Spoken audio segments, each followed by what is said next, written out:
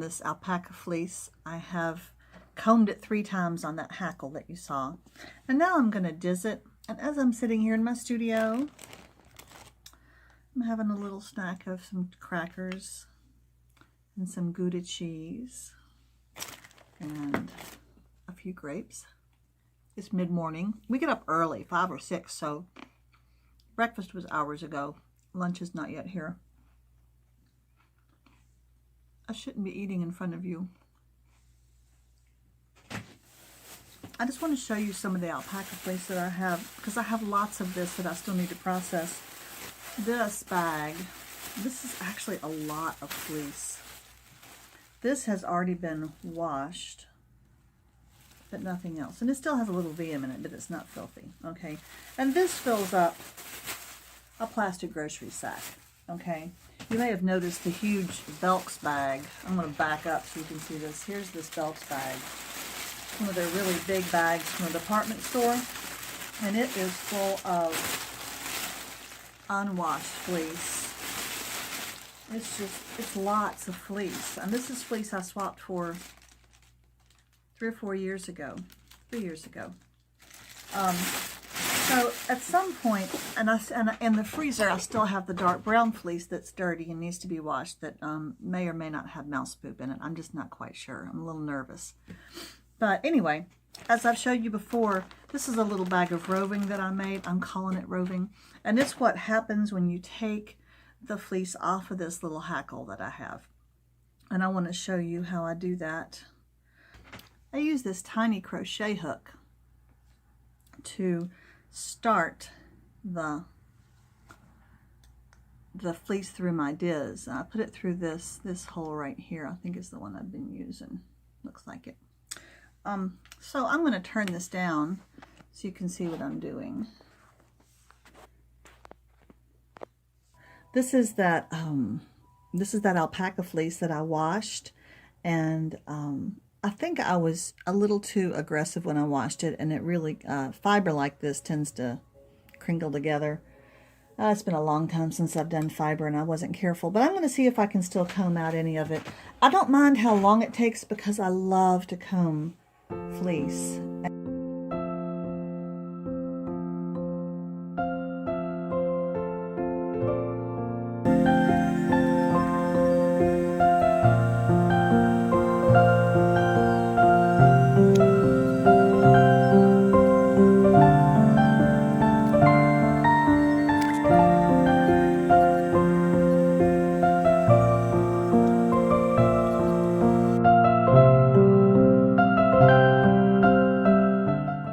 Today, I finally admitted to myself that this brown fleece, this is the stuff that I put in the freezer and discovered no mouse poop, and then I washed it, but I didn't really review in my mind how you're supposed to handle fleece when you wash it, and I was a little, I think, too rough with it. And basically what this did is I think it kind of felted itself when I washed it. It just was really hard to separate. Let me see if I can find a piece that's like that. Oh my goodness.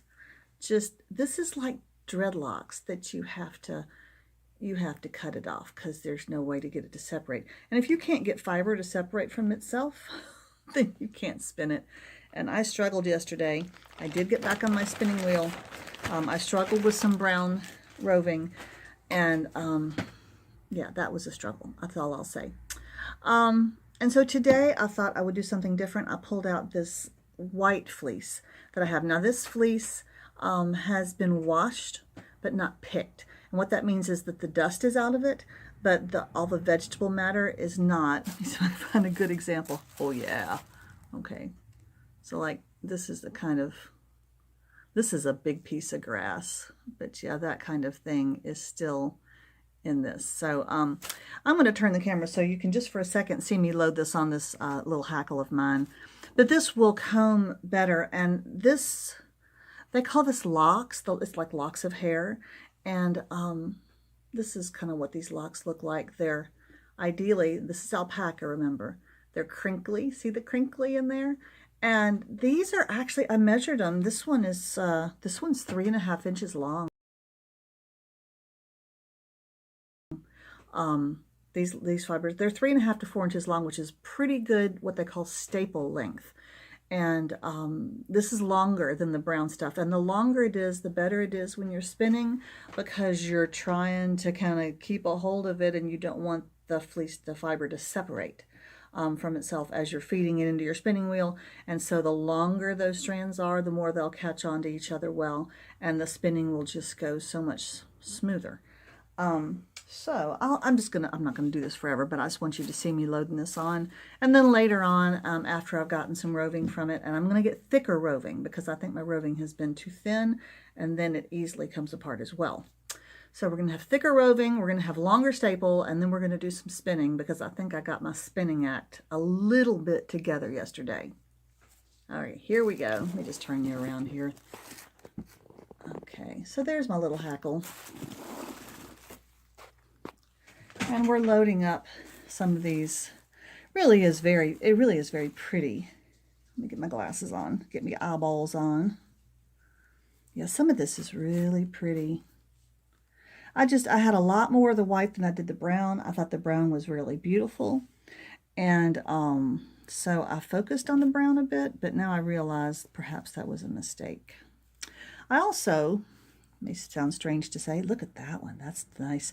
And the end of it, oh, I'm not holding this right, the end of it, the ends that were away from the animal, see here's the cut end that's toward the animal's body.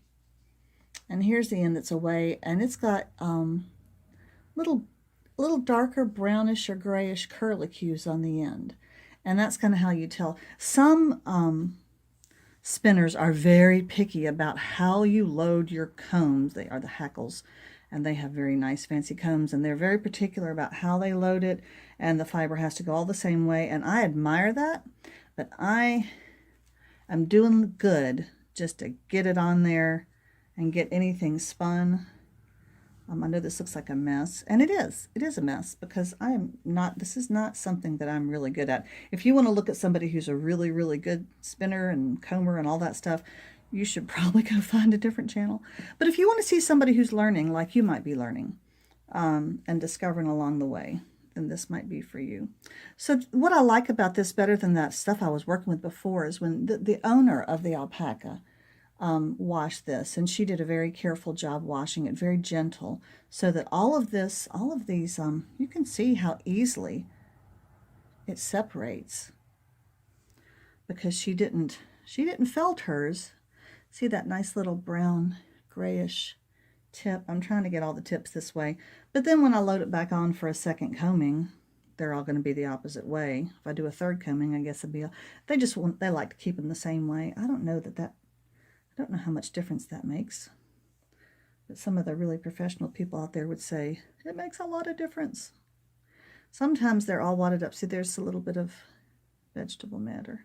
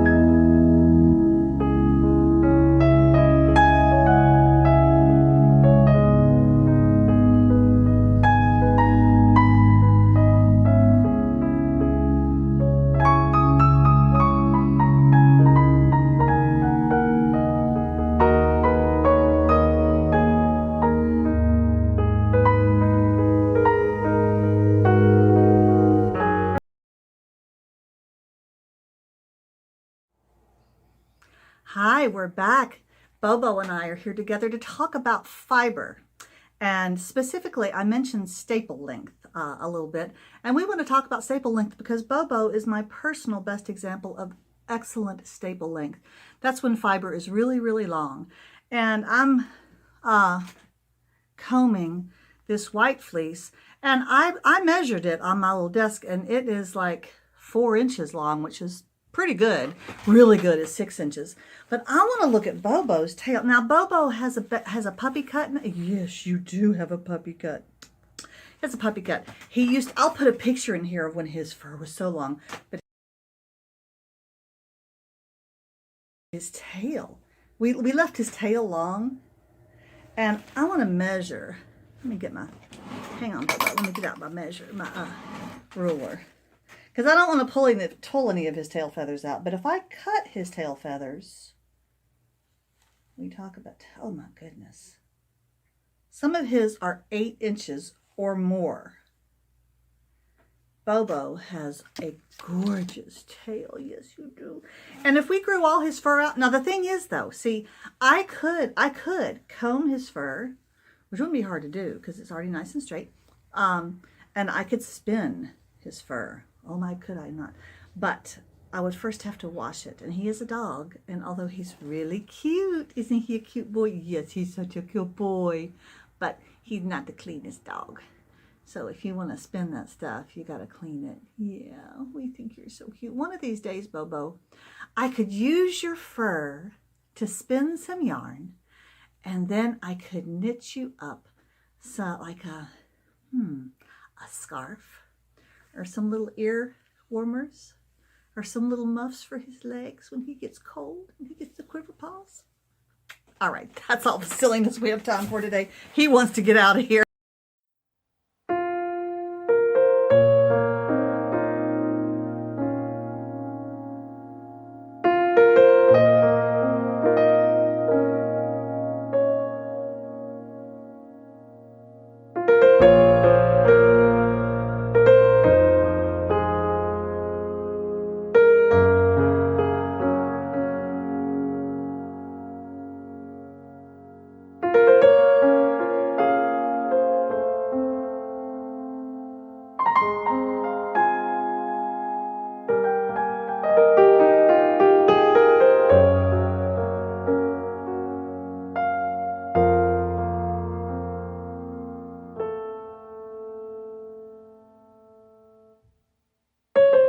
Shouldn't have any spot where I have to really yank a big clump through. That would be an indication of some fiber that had not separated from the other fibers. See how I'm just pulling them so that they all elongate, and you want them together, but you don't want them stuck together. You want them to be able to, because when you spin it, you're going to pull it even more. And as this piece here gets thinner, I have to always be drawing new in. And that's the wonder of, so this is kind of thick right here, so I want to kind of, see that clump? I'll make sure all that doesn't come through at once. And then it's going to get thin afterward. Anyway, so I'll keep on doing this whole thing. This will give me a nice big mound of roving. And then hopefully I'll spin with this, and you can see if I can get my act together on the spinning wheel. It's a very challenging wheel to use because of its age and condition.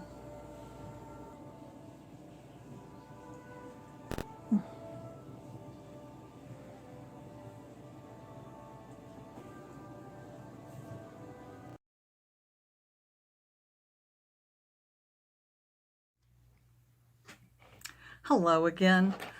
The smoke that you see drifting across the screen is not our house on fire. This is my little incense burner. It makes my studio smell so nice, and it's fun to fiddle with. And Adam made this little wooden trough out of a piece of wood a few years ago, and it's nice and sturdy, so that's what the fire is. Where there's smoke, there's not always fire. I realized I never did show you my homemade hackle and my comb and my Diz for my trash can. This is my homemade hackle. This was Adam's third attempt at making a hackle. It's got a big piece of board on the bottom. See all those nice screws? Those screws hold this metal plate on. Now I'm assuming he got that at the hardware store. I think he must have drilled all those holes in it first, put all of the nails through and then attached it to the board. The first two hackles he made me, the nails were further apart. I think this is, and it just didn't work. You have to be able to really secure. I was going to say impale, but that sounds terrible. Impale on the nail. But you have to be able to secure that fiber on there, that fleece, before you start pulling at it with a comb. And if they're not close together, it's not going to work. So anyway, this is my hackle.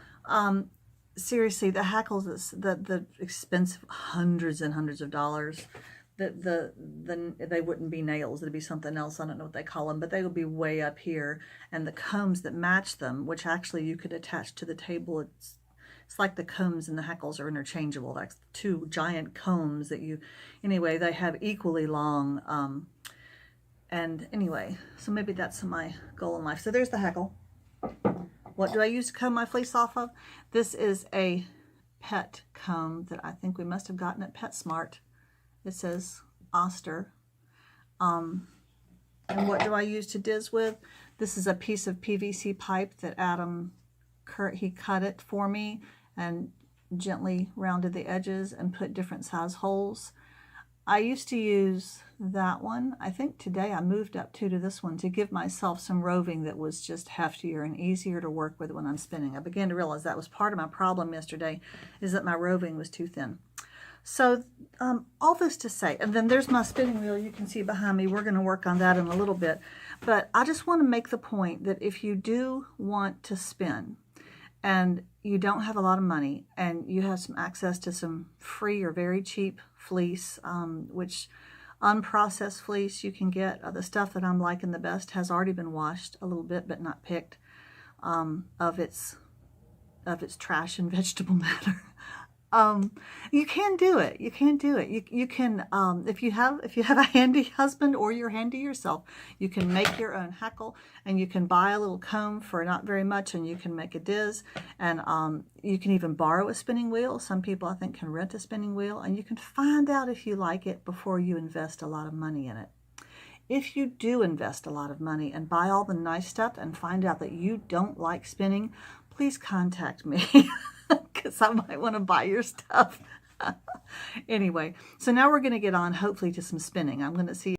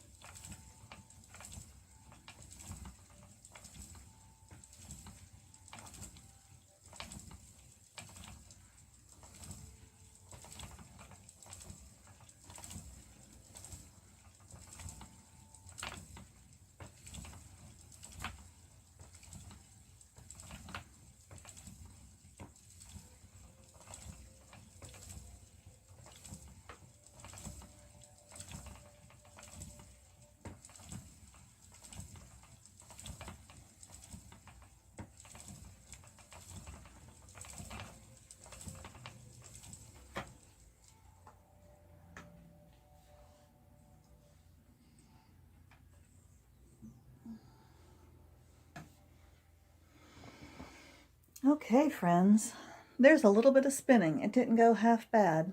A few little bumps along the road. I want you to see, I don't even have a full bobbin, not even anywhere close. You can see how much bobbin space I've left. So I can do a lot more combing of the white fleece, and I can diz it and have some roving and spin some more. And I've got quite a bit of this single ply that's spun that I need to then ply together. And I think I figured out what I want to do. I want to weave with it instead of knit with it. And I think it'll, when woven as the weft with a warp that's strong and acrylic, that maybe I'll end up, or even wool, I might end up with something nice. So anyway, that's the spinning for today. Thanks so much for joining me. Bye-bye.